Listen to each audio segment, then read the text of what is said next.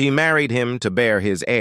Seline had gone out to drink alcohol while Baras bought her a magical anklet from the black market. As he looked at it, he remembered and said to himself, "It has deadly side effects. Well, if that happens, the witch will die, but I will make sure she doesn't die. So it will be fine."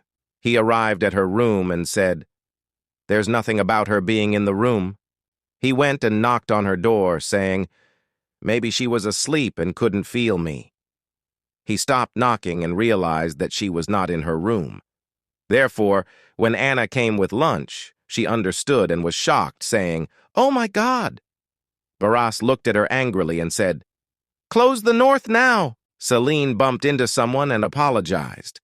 He grabbed her hands tightly. When she looked at him, it turned out to be the sorcerer Finist. He suddenly let go of her hands and smiled, saying, "I'm really so sorry. It's my fault. I thought you were someone else." He then left quickly. Seline held her hands and looked at him in surprise, saying to herself, "He's strange." The soldiers arrived in the city led by Baras, who shouted at them, "Search every corner and don't leave a single spot." They did so, and left. Baras said to himself, "We will continue searching like this until dawn. In the morning I will have to reweave the tracking network. But did she run away because she didn't want to get married?" He remembered her scared and said, "If she didn't want it, she could have waited a little longer and talked to me. I've already waited 10 days, so how long do you expect me to wait?" Angrily, he said, "Let's just wait until I catch her. I will never let her go."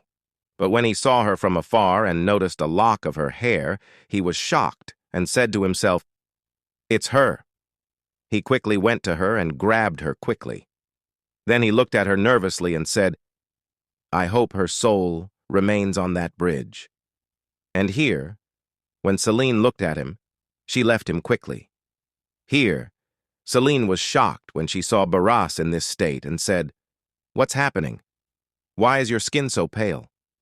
And here, Baras looked at her hands in silence, then quickly put his face on them, happy, and began to say to himself, "I'm determined to grab her and throw her forcefully into her room alone." And here, Seline blushed with embarrassment and said, "Baras."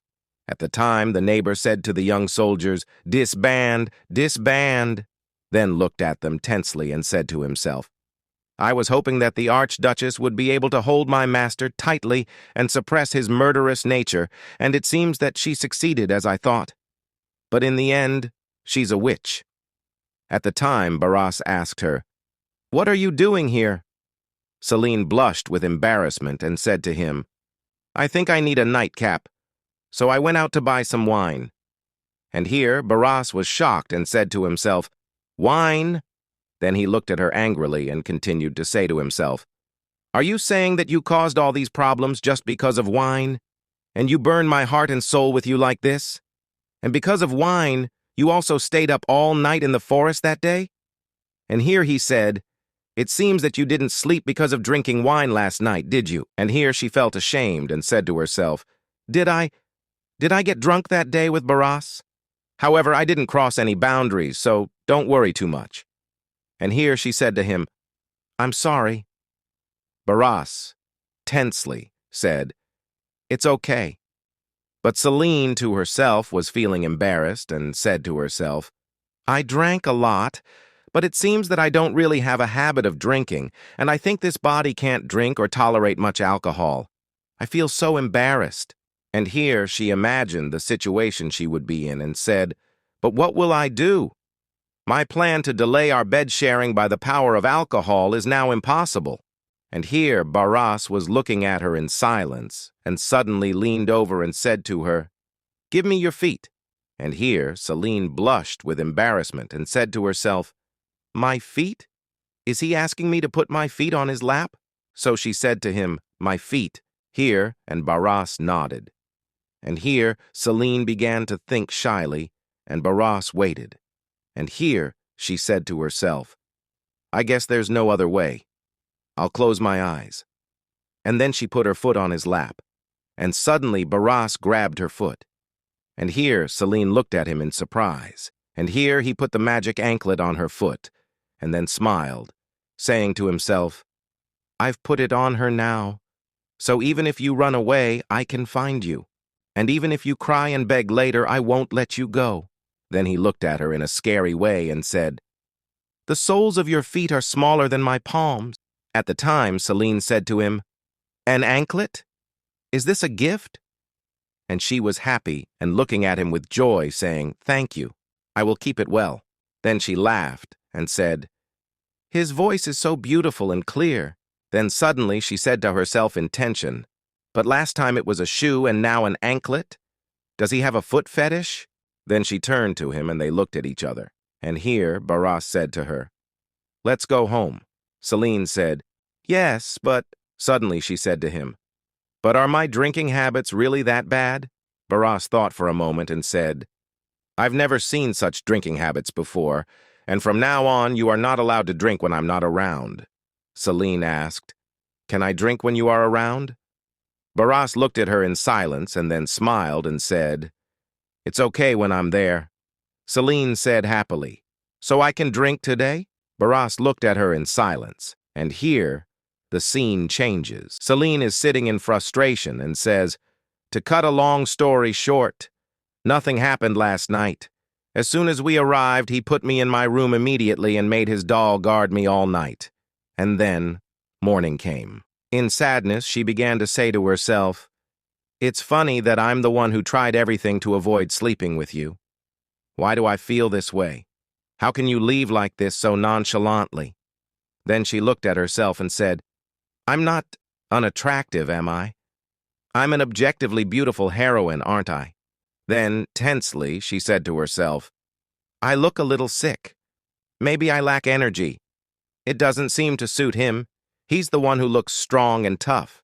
And here she imagined a picture in her mind and said, "More vibrant, kind, and charming." So she thought for a while and then said, "Should I try it? Who knows? Maybe if I act nicer—" And here she blushed with embarrassment and said, "Maybe he'll accept it." At that time, Baras went out to get some fresh air and said to himself, "Finally, I'm done with all the paperwork." And here he remembered how Jart was with him and said, "That little fool cornered me until lunchtime." And he remembered that Jart was saying to him, "Work hard like you did when you were preparing for the exam." So he said angrily, "I think that fool has become even more foolish lately. I wonder what Seline is doing now." At that time, Anna arrived with lunch for Seline. And here, Baras said to himself, "I think she's about to eat lunch. If I'm lucky, I might be able to hear her laugh sometimes, not bad." And here, Anna was saying to Seline, "Did you enjoy your meal?" Seline said, "Yes, it was delicious." And then a girl came out from behind her and said, "Anna, I brought someone I would like to introduce to you. Her name is Micheline Augos, of the Augos Viscount family, who has served the Grand Duke's family for generations." And Micheline said to her, "It is an honor to meet you, Lady Anna. You are so kind and good-hearted. I brought her here believing that it would be good for her to be your servant." And here, Micheline said, "I was supposed to be your servant, but a few months ago, I fell ill and almost died. Fortunately, I met a good doctor and survived the crisis, but I had to spend some time recovering, but I wasn't able to enter the palace on time. But I was so eager to meet you that I asked if I could get a job as a maid. Even now, I'm so happy that I finally got to meet you. Thank you, Your Grace." "Here," Seline said to her. "Oh, I see." Then in shock, she remembered and said to herself, "Oh, wait a minute. Now that I think about it, the nice girl I was thinking about earlier," so she said in shock, "Was it her?" And here, Anna was looking at them in silence. Then she said to herself, "The Grand Duchess's expression isn't very kind, but I'm glad she accepted it without saying anything." The Grand Duchess had not asked for anything since she came of age. She had never complained about simple meals and unattractive clothes, and she had never asked for any of the furniture in the dilapidated country castle to be replaced. At most, she had said that she would like to go out a little sometimes. All she had ever spent of the Grand Duke's allowance was a few coins. It was clear that she was not hiding anything or that she had any ulterior motives, but it was also hard to believe that she was so naive and innocent. Perhaps by tomorrow the Empress would find out, and here she meant Baras's sister, whom he had not told about his marriage. Anna continued and said, "It seems that the master thinks he can get married quietly just by informing the emperor in writing. But it is impossible for the Empress, who holds the emperor in her grasp, to believe it. And the Empress is the woman. She has lived a life where she does not need to hide her feelings. She is the most expensive woman in the empire. So what if she found out that the woman of illegitimate birth had hastily become a noble lady, and that she had only become the wife of her younger brother?" So she fell silent in tension, and then sighed and said to herself, "She is my dearest friend, but she does not have the personality to be considerate of others and speak kind words. I will not bully her or drive her away just because I disagree with her. Well, whatever you say, my innocent little lady, I hope nothing bad happens to you." And here, Seline said to her, "Would you like me to serve you your meal?" While Anna closed her eyes, wishing fervently that Seline would be all right. And so Seline prepared tea for Seline and poured it for her. When Seline had drunk it, Seline asked her, "Grand Duchess, did you enjoy it?"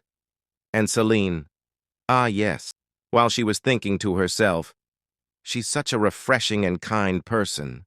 And so Seline smiled and said, "Thank goodness, I've been practicing a lot."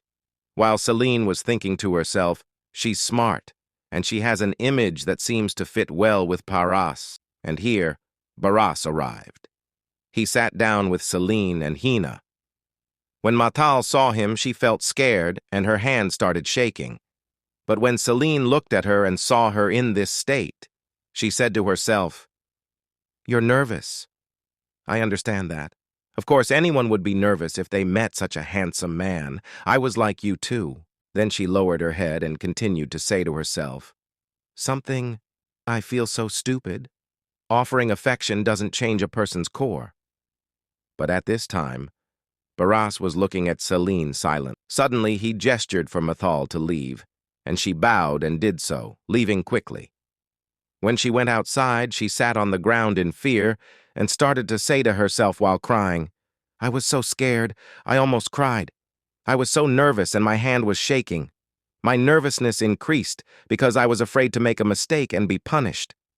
On the other hand, the Grand Duchess really surprised me. Even in front of the Grand Duke, she was calm and not at all nervous. So she blushed with shame and started to say, "Grand Duchess, I'll do my best. I won't lose to the Grand Duke, and I will become a wonderful servant worthy of the Grand Duchess." And here we return to Seline, who was feeling frustrated and with unhealthy thoughts running through her head. At this time, Baras was blushing with embarrassment and saying to himself, in a short moment she changed her expression several times. She is a very busy and kind person. Here he looked at her and then said, "What about having dinner together?" And Seline said happily, "Of course." And here Baras blushed with embarrassment at her reaction. Then he smiled and started to say to himself, "If she wants, we can go for a walk and have some champagne while we do it. I don't think she'll refuse."